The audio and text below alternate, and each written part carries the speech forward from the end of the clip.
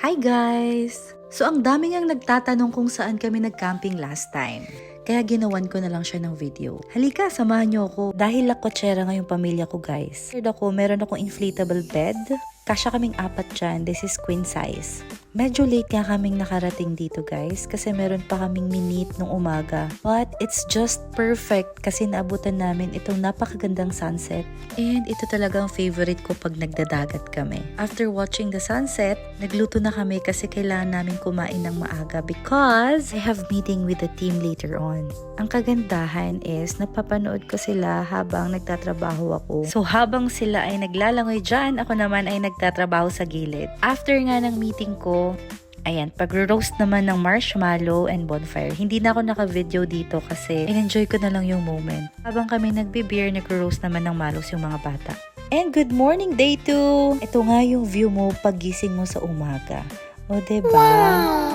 Habang tulog pa nga sila, syempre nagluto na ako ng breakfast. O diba ganyan yung view mo habang nagluluto? Wala lang, ako kasi na-enjoy ko yung mga ganitong moment. Siguro habang bata pa ako. Wow, sa bata, o diba? Daming energy. Nagluto nga ako ng sinangag, tsaka corned beef and yung ulam namin kagabi. After ngang kumain syempre, balik na naman. Ano pa nga ba ang gagawin kundi maglangoy? Habang nag-e-enjoy sila dyan, kami naman ni Richard, dire-ready na namin yung pang-lunch. Nag-e-enjoy kami na nag-e-enjoy sila, ganun lang yun. Nagutom sila, so may mga prutas kaming dala at habang nagluluto ng adobong manok sa gilid ng dagat.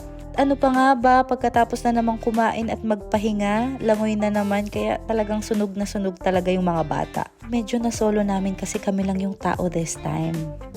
After nga ng paglalangoy, nag-aantay na naman kami ng sunset. Diba? Ang cute ni Javi, nag-hi pa.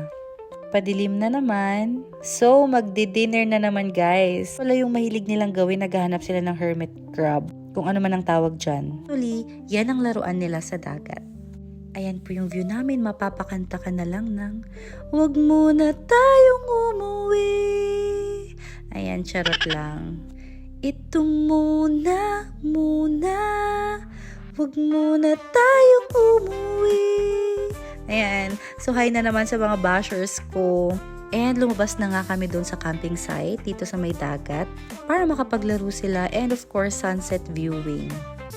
Hindi ko na tinigilan yung araw, dami kong clips niyan. And naglaro na nga yung mga bata with the sun. Kinakausap nila yung sunset. Feeling ko talaga tong mga anak ko ay isang sereno at serena.